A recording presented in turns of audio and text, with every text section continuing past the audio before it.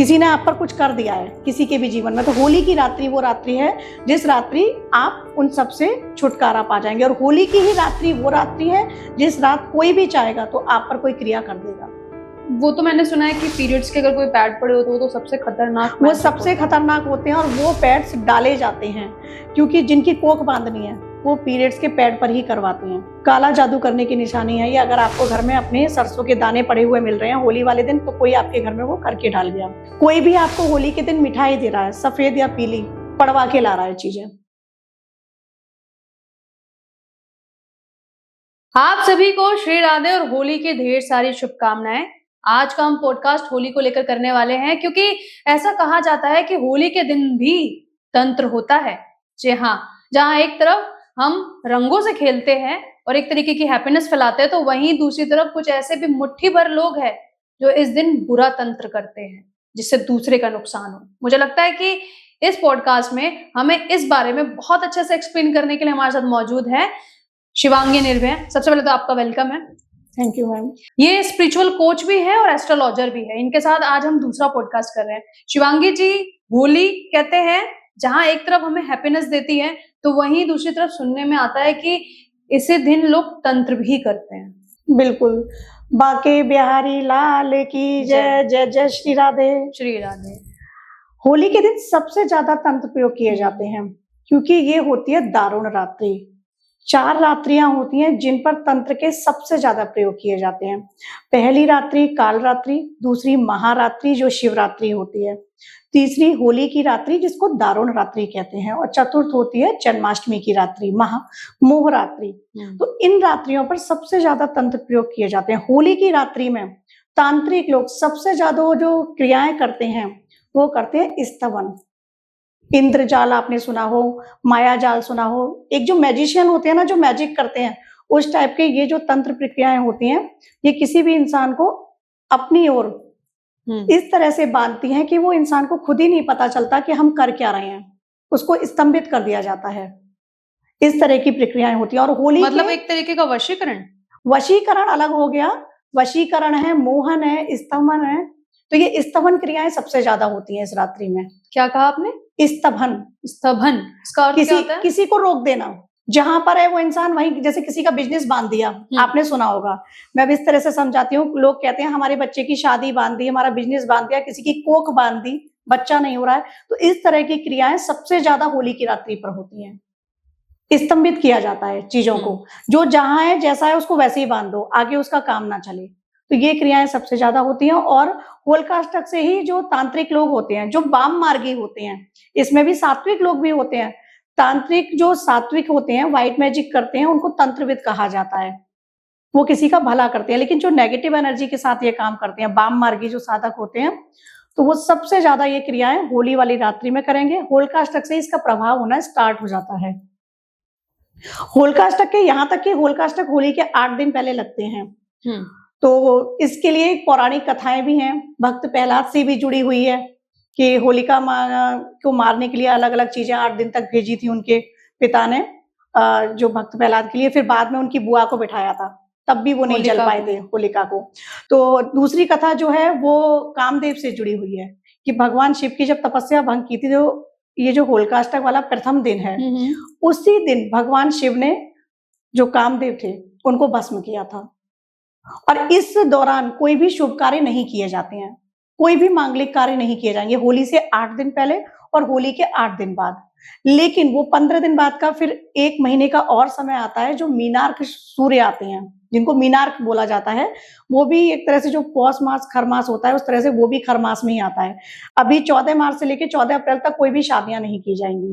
लेकिन बात अगर हम होलिकाष्टक की करें, तो इस दौरान भी अगर कोई भी व्यक्ति बाहर निकल रहा है, चाहे वो गर्भवती महिला हो, कवारी लड़कियां हो, तो बहुत ध्यान से उनको निकलना चाहिए। इसी टाइम सबसे ज्यादा टोने टोटके जो सुनने में आते हैं वो किए जाते हैं। बिजनेस कैसे बांध देते हैं? बिजनेस बांध देते हैं, जो मैं बता रही हूँ ना, स्तंभित क्रियाएं होती हैं। किसी का बैठकर वो फिर रंग, जो अनुष्ठान होते हैं इसमें अलग अलग चीजों से होते हैं, जो क्रियाएं होती हैं उसमें आग की आहुति, हवन तो जलाया ही जाता है। इस तरह की क्रियाएं कर रही हैं। रंगों से भी बांधा जाता है। मतलब अगर हम रंग खेल रहे हैं तो हमें उससे भी सावधान रहना रंग पड़ेगा। हाँ अब आपको देखना होगा कि सामने कई बार होता है कि हमारे सामने वाला हम सोच रहे हैं कि ये हमारा अपना ही व्यक्ति है और अक्सर इस तरह की क्रियाएं अपने लोग ही कराते हैं। तो रंगों से भी बांधा जाता है, रंगों से भी आपको वशीभूत किया जाएगा। वो सारे स्तंभित रंग आएंगे, आपके बॉडी पर लगा दिए जाएंगे। स्तंभित का मतलब होता है रोकना, आपके आपको काम को रोकना, रोकना। आपके काम को रोकना, आपकी सक्सेस को रोकना, आपके प्रमोशन को रोकना, आपकी शादी को रोकना, आपके वंश को रोकना, इस तरह के सारे काम किए जाते हैं। और ये आपके क्या परिवार का विनाश करना, अगर कोई आपके परिवार से नफरत कर रहा है, तो वन बाय वन वो अपने टारगेट बनाता जाएगा और स्तंभित करके लोगों को खत्म करता जाएगा। हालांकि ये क्रियाएं कभी भी किसी को नहीं करनी चाहिए, ये बोलूंगी, क्योंकि जो करवा रहा है उसके भी वंश खत्म होते हैं। फिर क्योंकि बुरा करेंगे तो बुरा नतीजा करेंगे तो बुरा होगा। ये नेगेटिव एनर्जी किसी के घर में दे रहे हो तो आप पर भी इम्पैक्ट ला रही है, आप करवा रहे हो ना किसी के लिए, तो पहले तो आप लेके आए ना जहां से करवा के लाए, तो इम्पैक्ट वो आप पर भी डालेगी। तो कभी भी नहीं करने चाहिए ऐसे काम, लेकिन क्रियाएं सबसे ज्यादा इस वक्त में तो होती लोग हैं। करते कैसे हैं इसे? इसको अघोरियों से करवाया जाता है। जैसे ना आपने सुना होगा शमशानी क्रियाएं होती हैं, तो शमशान में जाके जो अघोरी लोग होते हैं अक्सर ये क्रियाएं उनसे करवाई जाती हैं। वहां पर ये जो आग का अनुष्ठान होगा, रंगों का अनुष्ठान होगा, ठीक है, तो इन सब चीजों से वो पढ़ के आपको देते हैं। जिस भी व्यक्ति के कपड़ों पे हो जाता है, अब आपके ही परिवार का कोई सदस्य है तो आपके कपड़े लेना उसे कितना आसान है। कोई भी आपका मित्र है आपके कपड़े ले जाएगा, और पसीने लगे हुए कपड़े, आपके पहने हुए कपड़े, उन पर होता है ये प्रयोग। आपके बाल, उन पर होता है वो प्रयोग। आपके नाखून, उन पर होता है ये प्रयोग। और सारे प्रयोग कर कर फिर आपको किसी माध्यम से कोई खिला देता है। इस तरह से इसमें बहुत सारे मतलब तंत्र के, फिर ये जो काला जादू और ये चीजें हो गई, इसमें फिर बहुत लंबी चीजें हैं। पर इन शॉर्ट मैं अपने व्यूअर्स को यही बताना चाहूंगी कि होली के टाइम बहुत प्रिकॉशन रखें। जिस पर अगर थोड़ा सा भी ट्रस्ट ना हो तो उसका कुछ खाए नहीं, क्योंकि वो इस टाइम पर ही आपके साथ क्रियाएं करेंगे। चौराहों को क्रॉस करने के लिए मना किया जाता है। आपने देखा होगा, कई बार शायद देखा हो, रंग पड़े होते हैं। हम क्या सोचते हैं कि ये रंग तो नॉर्मल है, होली के हैं, लेकिन अगर गुलाल का पूरा पैकेट पड़ा है वो नॉर्मल नहीं है। चौराहे पे वो उतारा है। नींबू पड़ा हुआ है वो उतारा है। पीरियड्स के जो पैड्स होते हैं अगर वो पड़े हुए हैं चौराहे पे तो वो उतारे हैं। वो तो मैंने सुना है कि पीरियड्स के अगर कोई पैड पड़े हो तो वो तो सबसे खतरनाक वो मैजिक सबसे होता है। खतरनाक होते हैं और वो पैड्स डाले जाते हैं, क्योंकि जिनकी कोख बांधनी है वो पीरियड्स के पैड पर ही करवाते हैं। जिसकी भी कोख तो बांधी क्या जाएगी, ऐसे मैजिक होली के दिन भी होते हैं? ब्लैक ये मैजिक? सबसे ज्यादा होली के दिन ही होते हैं ये सारे मैजिक। ये दारुण रात्रि बोली गई है, दुखों की रात्रि। दुखों को दूर भी किया जाता है और दुखों को बुलाया भी जाता है। अगर आपके जीवन में कष्ट हैं तो इस रात्रि ऐसे कई सारे उपाय हैं जिनको कर कर उनसे आप मुक्ति पा सकते हैं। किसी ने आप पर कुछ कर दिया है किसी के भी जीवन में, तो होली की रात्रि वो रात्रि है जिस रात्रि आप उन सब से छुटकारा पा जाएंगे। और होली की ही रात्रि वो रात्रि है जिस रात कोई भी चाहेगा तो आप पर कोई क्रिया कर देगा। तो बहुत सावधान रहने की जरूरत होती है। गर्भवती महिलाएं जैसे होती हैं उनके लिए कहा जाता है, आपने भी सुना होगा, कि निकलो मत बाहर, होली के टाइम मत निकलो, दिवाली के टाइम मत निकलो। उसका लॉजिक यही होता है कि ये क्रियाएं की जाती हैं। अब आपसे ही कोई जलने वाला है तो उसने तो वो क्रिया कर दी ना, आपको तो नहीं पता है, और उसके इम्पैक्ट में हम आ जाएंगे अगर हम घर से बाहर निकले। आपके घर में भी आने वाला व्यक्ति आपके घर में भी लाके कर सकता है क्रिया। बहुत से लोग सरसों के दाने पड़कर ले आते हैं, उनको आपके घर में डाल गए, काला जादू करने की निशानी है ये। अगर आपको घर में अपने सरसों के दाने पड़े हुए मिल रहे हैं होली वाले दिन, तो कोई आपके घर में वो करके डाल गया, पड़वा के लाया है कहीं से और डाल गया, आपके घर की सुख शांति चली जाएगी। आपके घर में कोई गुलाल का पैकेट पूरा लेके आया है, खुला गुलाल लाया है, बात अलग है। वो खुद के भी लगा रहा है, आपके भी लगा रहा है, तब बात अलग है। लेकिन आपको पूरा पैकेट बंद दे रहा है, ले लो, क्योंकि हो सकता है आपके रिलेशन बहुत अच्छे हों, तो ले लो, लेकिन उसको हटा दो, लगाओ मत, वो यूज मत करो। बंद पैकेट में वो क्रियाएं करके आ रही हैं पूरी। कोई भी आपको होली के दिन मिठाई दे रहा है, सफेद या पीली, मत खाओ, क्योंकि गुजिया दे रहा है वो बात अलग है, लेकिन सफेद या पीली मिठाई दे रहा है, क्योंकि इनमें फिर वो पड़वा के ला रहा है चीजें।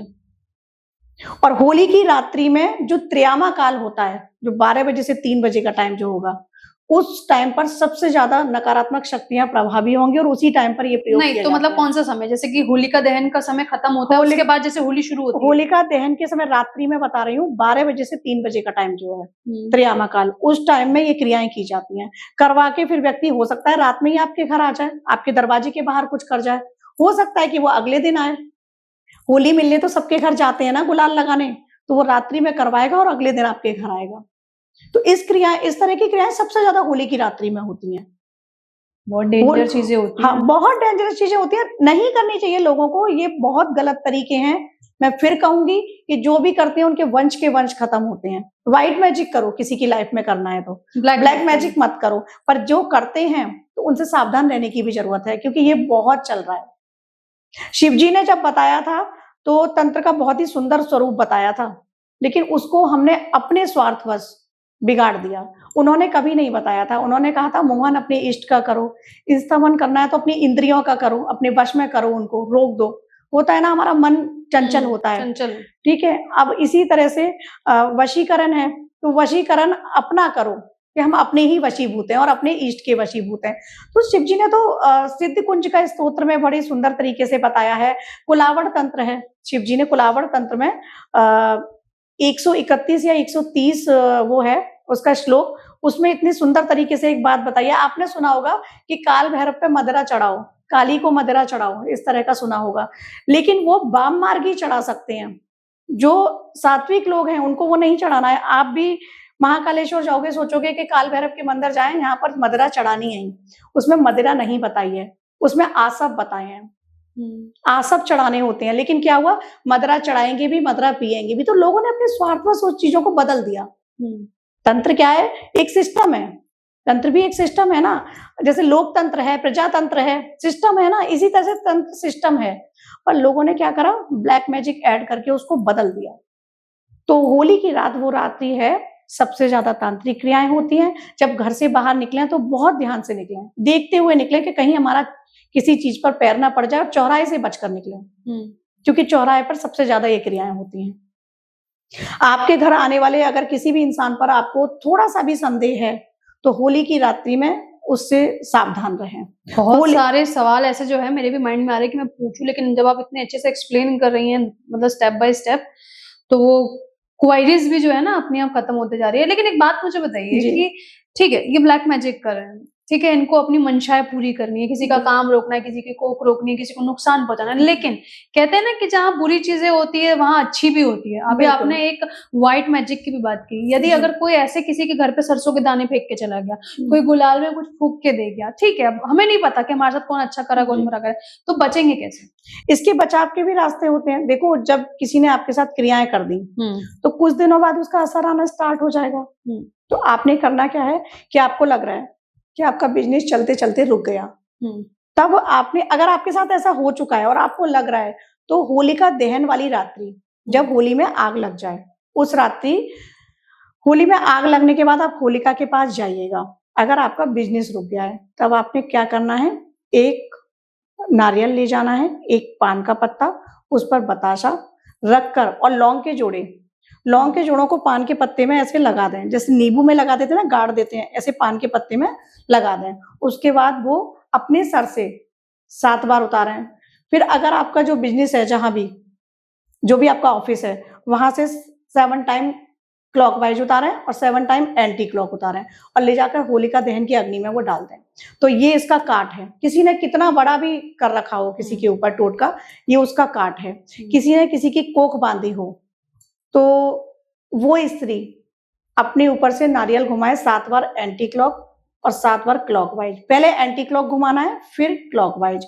उसके बाद वो अपने हाथ में लाल फूल ले, एक उसमें सुपारी रखे, थोड़े से काले तिल रखे और 21 उड़द के दाने रखे, और ये ले जाकर, इन सबको लेकर ही एंटी क्लॉक और क्लॉकवाइज उतारना है और ले जाकर होलिका दहन में डाल दिया। अब कहते हैं कि स्त्रियों को होलिका जहां जल रही है वहां नहीं जाना चाहिए, लेकिन ये प्रयोग उसके ऊपर किया गया है, तो वो जाकर करके आए और पीछे मुड़कर ना देखे। जितने भी उपाय मैं बता रही हूँ, काट के जो आपका तंत्र किया गया है, उसके काट के जितने भी उपाय हैं, उनमें पीछे मुड़कर नहीं देखना है। आपको ऐसा भी लगेगा कि आपका कोई फैमिली मेंबर, आपका बच्चा आपको आवाज दे रहा है। ऐसा होता है जी, क्योंकि वो बुरी शक्तियां हैं, आप पर बुरी शक्तियां की गई है ना, शक्तियां भेजी गई है ना किसी भी रूप में।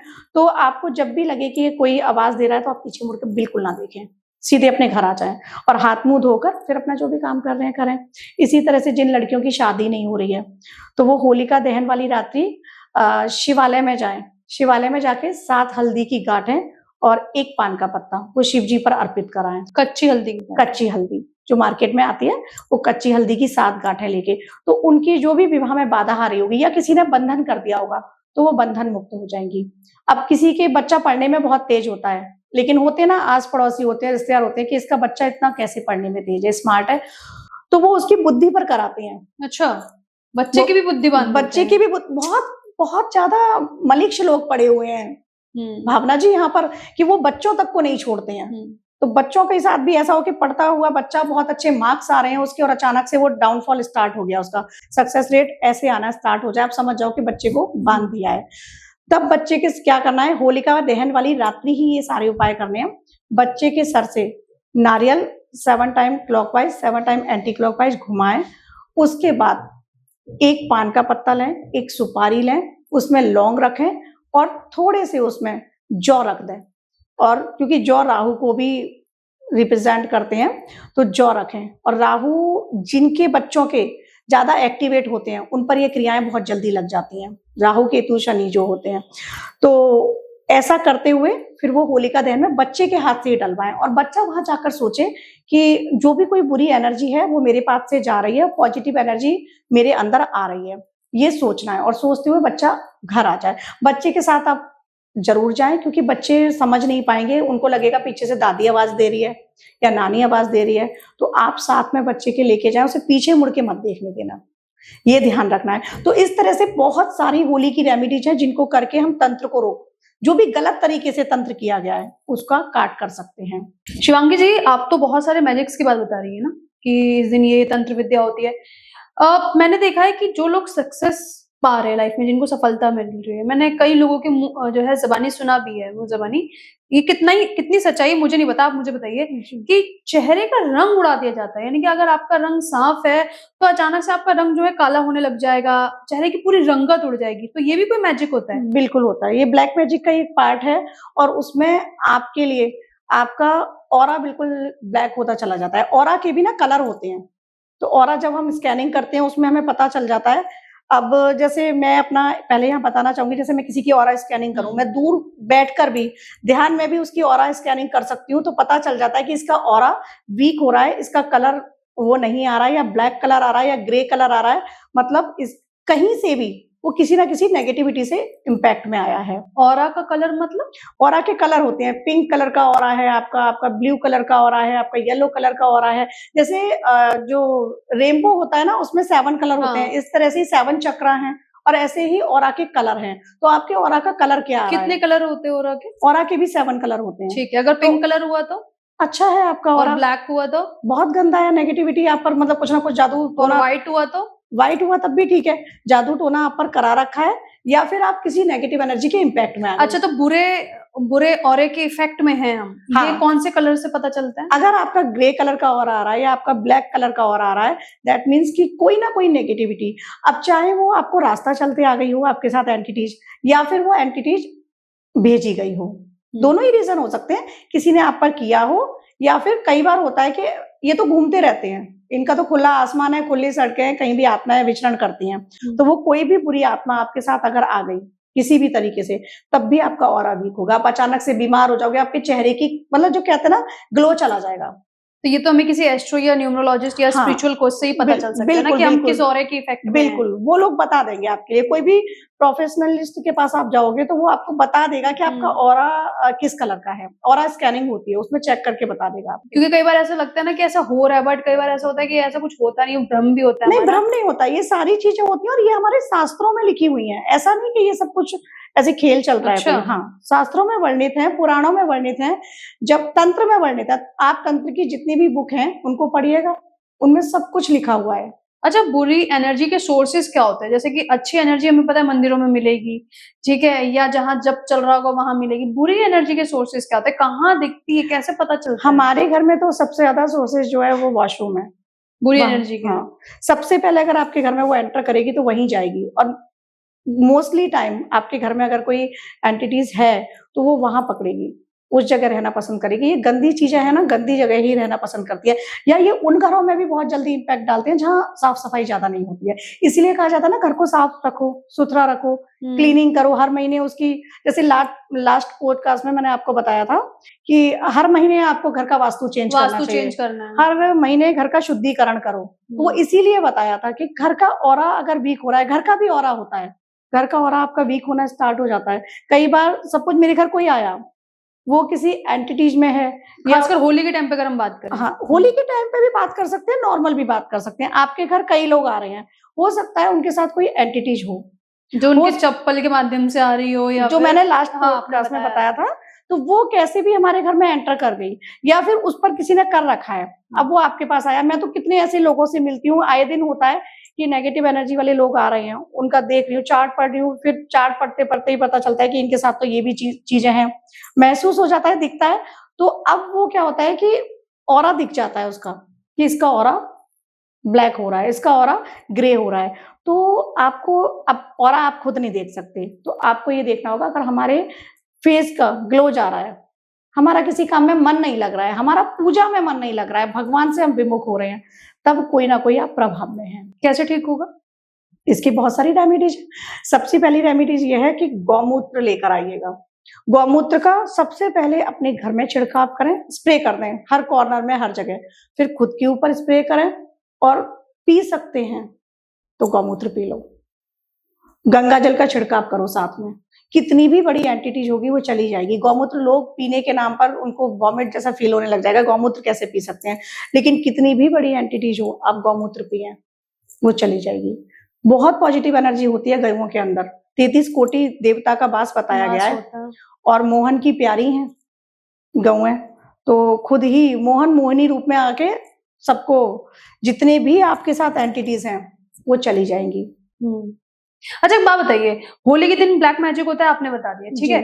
होलिका के दिन रेमेडीज कैसे करनी ताकि ब्लैक मैजिक से मुक्ति पाई जा सके, वो भी आपने बता दी है जी। लेकिन एक बात बताइए कि होली से भी कुछ दिनों पहले जी क्या बुरी शक्तियां आने लग जाती है?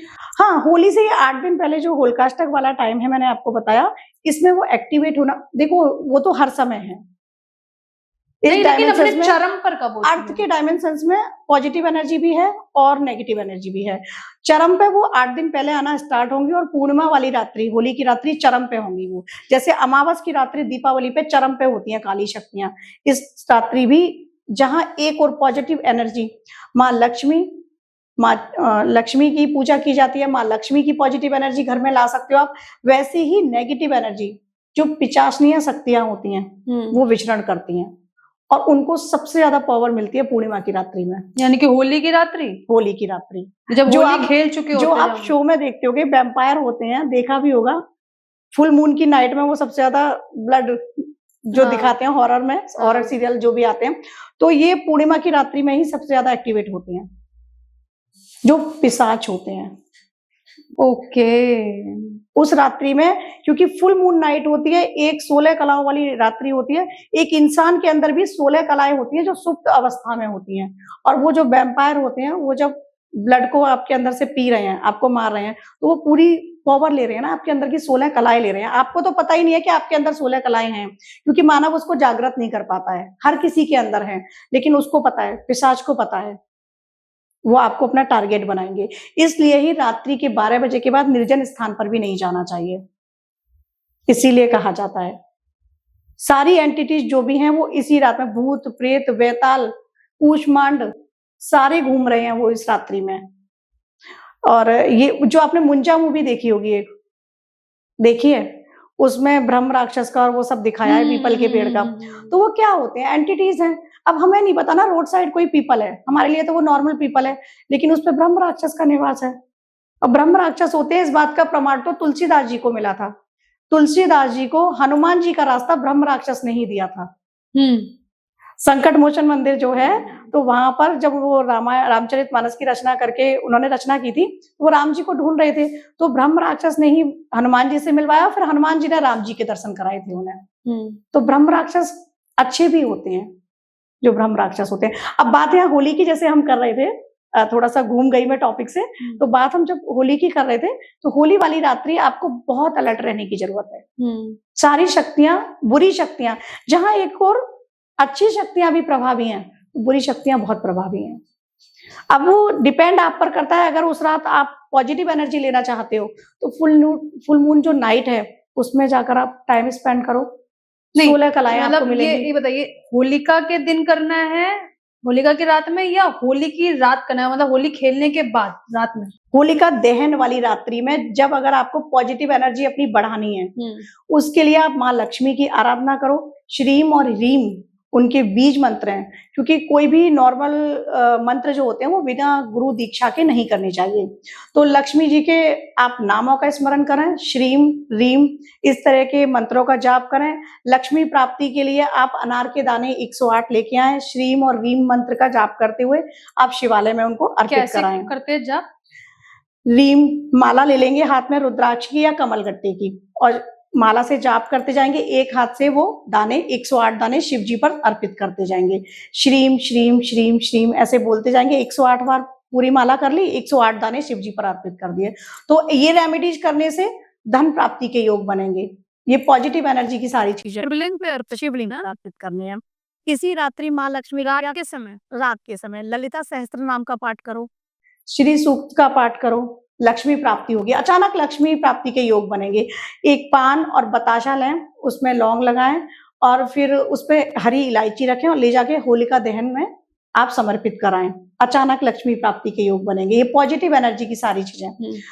रात्रि में मून लाइट में टाइम स्पेंड करो। जिनका चंद्रमा कमजोर है, कुंडली में क्षीण अवस्था में है या कमजोर है, डिग्री कम है, वो मून लाइट में जाएं, टाइम स्पेंड करें। इसी रात पानी को चार्ज करके रख लें और उस पानी को पिएं।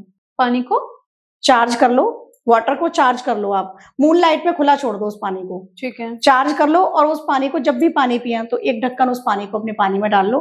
पॉजिटिव एफर्मेशन देते हुए पानी पियो। आपकी जितनी भी नेगेटिविटी अंदर है वो चली जाएगी। मतलब आप ये कह रही है कि अगर आपको अपने अंदर पॉजिटिविटी लेकर आनी है तो आपको होलिका की रात को जी पानी का लोटा भर के रखना है चांद की रोशनी में जी, और वो सारी एनर्जी उसमें जाएगी जी। फिर उसी को आप पूरे महीने एक एक पूरे ढक्कन डाल पूरे के महीने पीते रहो। फिर अगली पूर्णिमा आए, होली से आप स्टार्ट कर लो, अगली पूर्णिमा जब आए तब फिर आप यही प्रोसेस कर लो। एवरी पूर्णिमा आप उस वाटर को चार्ज करो और डेली उसको पियो। होलिका रात्रि वाले दिन अगर आपको लग रहा है कि आपके घर में नेगेटिविटी है, एंटर कर चुकी है, या किसी ने कोई टोना टोटका कर दिया है, आपको महसूस हो रहा है, तो उसके लिए ये बहुत ही कारगर रेमेडी है।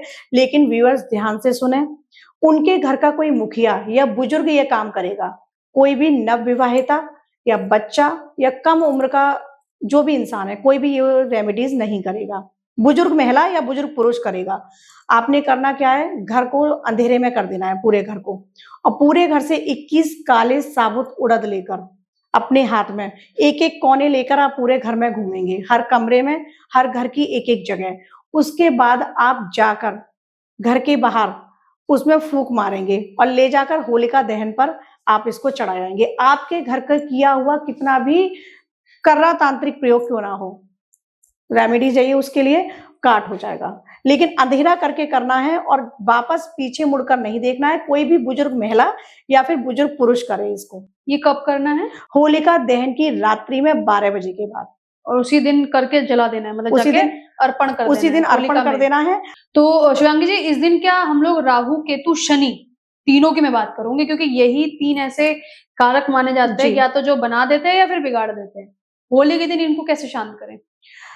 होली के दिन राहु केतु और शनि, राहु केतु के लिए एक रेमेडीज बताती हूँ। आपने करना क्या है, एक लोटा लेना है, वो स्टील का ना हो, क्योंकि स्टील का लोटा जो होता है वो शनि को रिप्रेजेंट करता है।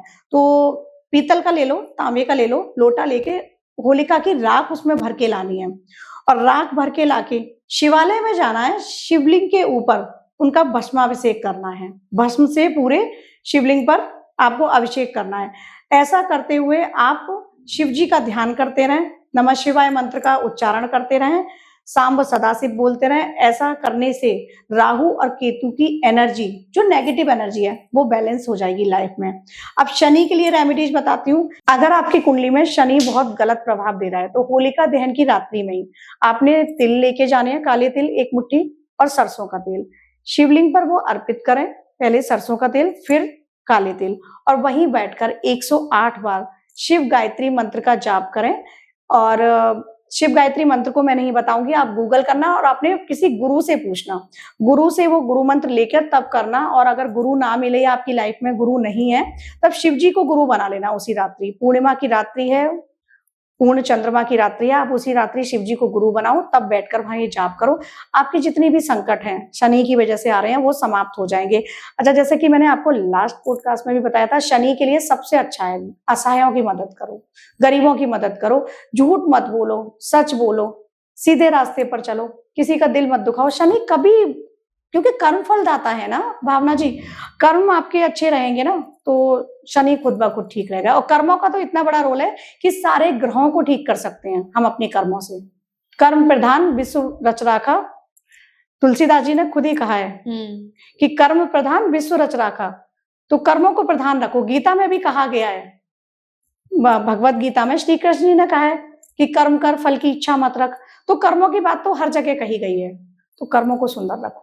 शनि को बहुत सुंदर अच्छी रखो। बात कह रही हैं आप। और एक बात तो मान लीजिए, अगर आपके कर्म अच्छे होंगे ना तो परमपिता परमात्मा स्वयं आपके साथ खड़े होंगे। ऐसा मैं नहीं कहती हूँ, बल्कि ऐसा प्रैक्टिकल होता भी है। कभी कुछ और अच्छा करके देखिए, आपको भी प्रैक्टिकल ऐसा फील होने लगेगा। अभी हम लोग जो बात कर रहे हैं उसमें कुछ नया पहलू आप बताना चाहेंगे? होली की रात में आप मैनिफेस्टेशन कर सकते हो। ओ, मांग लो, जिसके जो मांगना है सब जो मांग मांगना है लेना। यूनिवर्स से मांग लो।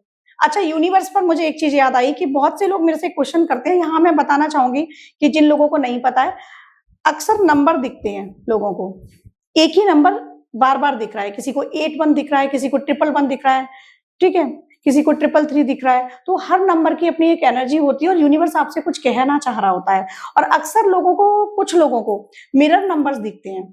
तो मिरर नंबर्स भी तब दिखते हैं जब आपकी लाइफ में आपको यूनिवर्स बता रहा है कि आप बिल्कुल राइट पाथ पर हो। तो होली की रात्रि, फुल मून नाइट वो रात्रि है, उस रात्रि में आप बैठकर जो भी आपको मांगना है इस यूनिवर्स से, इस ब्रह्मांड से मांग लो। अब ब्रह्मांड आपको तभी देता है जब आप पॉजिटिव होंगे, नेगेटिव होंगे कुछ भी नहीं देगा। बिलीफ सिस्टम पर काम करना होता है। पूरे विश्वास के साथ ये सोचें कि मेरा ये जो काम है ये होगा। होली की रात्रि में 10 बजे के बाद आप बैठ जाइएगा एक आसन लगाकर, और लाल आसन होना चाहिए। ध्यान में जाइएगा और ध्यान में जाते हुए सिर्फ चांद को, जो चंद्रमा होता है उसका आपको ध्यान करना है, चंद्रमा का। फिर जो भी आपकी इच्छा है, अच्छी जॉब की, सक्सेस की, लव की, पार्टनर्स की, जो भी आपकी इच्छा है वो विजुलाइज उस चांद में कीजिएगा। ध्यान में अपनी आंखें बंद करके जब आप ध्यान में होंगे वो विजुलाइज कीजिएगा और ऐसा सोचिएगा कि जैसे वो 16 कलाओं से युक्त चंद्रमा है, ऐसे ही 16 कलाओं से युक्त मेरी ये इच्छा 16 दिनों में पूरी हो जाएगी और आपको रिजल्ट देखने को मिलेंगे। लेकिन आपको एक बार भी 16 दिनों में, और इसको कंटिन्यू फिर आप करते रहिएगा, आपको ये नहीं सोचना है कि होगी या नहीं होगी। एक बार भी बिलीफ सिस्टम रखिएगा कि ये काम होगा, तो यूनिवर्स आपको वो चीज जरूर देगा। क्योंकि यूनिवर्स आपके वाइब्रेशन को, फ्रीक्वेंसी को समझ रहा है, आपके थॉट्स को समझ रहा है। अब वो आपकी एनर्जी को कैच कर रहा है ना, तो आप अपनी एनर्जी को पॉजिटिव रखिएगा। आपकी कोई भी विश हो, एनर्जी जाके ऑरा से जुड़ती है। आपकी बिल्कुल। एनर्जी पॉजिटिव रहेगी तो आपका ऑरा अच्छा ऑरा रहेगा। पॉजिटिव रहेगा, ऑरा पॉजिटिव रहेगा तो रिजल्ट, जो हमारे आउटकम्स है वो बहुत अच्छे आएंगे। तो इनपुट अच्छा डालिएगा ना, अपने अंदर पॉजिटिव थॉट्स डालिएगा, पॉजिटिव अपने, जैसे कई बार आपने देखा होगा लोगों से बात करते में बहुत से लोग होते हैं कि मैनिपुलेट करते हैं। अब बिजनेस में करते हैं वो एक चीज अलग हो गई, नॉर्मल बात कर रही हूँ कि नहीं करना चाहिए, सीधे सीधे बात करो। क्योंकि आपको पता है, आपको पता है कि आप गलत बोल रहे हैं, झूठ बोल रहे हैं, तो वो सारा कुछ आपके चक्रा में जा रहा है, आपका अलाइनमेंट खराब हो रहा है। चक्रा भी कब एक्टिवेट होते हैं, कुंडलिनी भी कब एक्टिवेट होती है, जब आप पॉजिटिव पाथ पर होते हैं, जब शुद्ध होते हैं, जब आप शुद्ध होते हैं, तब आपकी कुंडलिनी जागृत होगी। और कुंडलिनी जागृत होना क्या है, वो यही आपके चक्रा एक्टिवेट हो गए। तो आप पॉजिटिव रहिएगा, पॉजिटिव रहेंगे, आपके सारे ड्रीम फुलफिल होंगे। तो होली की रात्रि में आप इस प्रकार से मैनिफेस्टेशन कर सकते हैं। अच्छा, वो बताइए, अब होली की बात कर रहे हैं हम लोग, रेमेडीज की बात करें, नेगेटिव पॉजिटिव एनर्जीज की बात करें। अब मैं पूछना चाहती हूँ कि होली के दिन हम अपने इष्ट को क्या भोग लगाएं? कि होली के दिन अगर आपके इष्ट कान्हा है, लाला है, तब फिर उनके लिए माखन मिश्री का भोग लगाओ। श्री जी है तो उनके लिए खाना बनाओ, उसमें अरबी की सब्जी जरूर बनाओ, कड़ी, अरबी कड़ी चावल, ठीक है, चावल। वो उनके लिए अर्पित करो। अगर आपकी इष्ट दुर्गा माँ हैं, आप उनके लिए हलवा जरूर बनाओ, हलवा पूरी चने का भोग लगाओ। अगर आपके इष्ट शिव जी हैं, तब आप उनके लिए खीर का भोग लगाओ, साथ ही ठंडाई जरूर बनाओ, ठीक। अब अगर आपके इष्ट हनुमान जी हैं, तब उनके लिए आप इमरती का और मीठी पूड़ी का, ये और केसर भात होता है, केसर भात का भोग जरूर लगाओ। अगर आपके इष्ट राम जी हैं, तो केसर भात, जलेबी और खीर, इनका भोग लगाओ। ऐसे हर देवता के अलग अलग भोग हैं। जो आपके इष्ट हैं वो भोग घर में बनाइएगा, खुद भी खाइएगा, प्रभु को भी खिलाइएगा। अच्छा, वैसे होली दिन किसी पर्टिकुलर देवी देवता की पूजा होती है या फिर जिनको हम पूजते हैं उन्हीं की पूजा नहीं, करें? होलिका दहन क्या है, बुराई पर अच्छाई का प्रतीक है ये। जैसे दशहरा होता है, उस दिन रावण का हुआ था, उसी तरह से होली पे जो था वो होलिका और हिरण्याक्ष उनसे जुड़ा हुआ है ना ये त्योहार। तो बुराई का प्रतीक है कि बुराई को हमें समाप्त करना है, अच्छाई को अपने घर में लाना है, नेगेटिविटी को दूर करना है, पॉजिटिविटी को लाना है। तो पर्टिकुलर किसी ऐसे देवी देवता की नहीं होती। हाँ, बहुत से घरों में कुल देवी या कुल देवता की पूजा होती है, तो वो एक अलग मैटर हो गया कि आपकी जो भी कुल देवी हैं उनकी पूजा सर्वप्रथम होगी दिन में। उसके बाद फिर शाम को लोग मिलने आएंगे, होलिका दहन पर आप जाएंगे, होलिका दहन की पूजा करेंगे, लेकिन पर्टिकुलर किसी देवी देवता की नहीं। चलिए, कुल देवी की पूजा जरूर करनी चाहिए होली वाले दिन। होली वाले दिन, होली दीपावली जो ये त्योहार हैं, ये कुल देवी की पूजा सर्वप्रथम, फिर कुल देवता, इनका स्मरण जरूर करना चाहिए, इनका ध्यान करना चाहिए। जिन घरों में विधिवत होती है वो अच्छी बात है, और जिन घरों में नहीं होती है तो वो एक दीपक तो कुल देवी के लिए लगा ही सकते हैं, कुछ मीठे का भोग तो कुल देवी के लिए लगा ही सकते हैं। और कुल देवी अगर आपको नहीं पता है तो मैंने जैसे शायद पिछले पॉडकास्ट में भी बताया था, आप सुपारी और एक सिक्का लेकर उस पर कुल देवी बनाकर स्थापित कर सकते हैं, और उनको आप कुल देवी मान के पूजा कीजिएगा। अगर आपको नहीं पता है कि कौन कुल देवी है, लेकिन कुल देवी की पूजा जरूर कीजिएगा। चलिए, बहुत अच्छा लगा, आपने होली को लेकर बहुत सारी बातें हमें बता दी है कि हमें क्या करना है और क्या नहीं करना, किन चीजों से बचना है और क्या ऐसा हम करें जिससे हमारी सारी की सारी विशेष पूरी हो जाए। फिलहाल आपका शुक्रिया आज के इस पॉडकास्ट के लिए।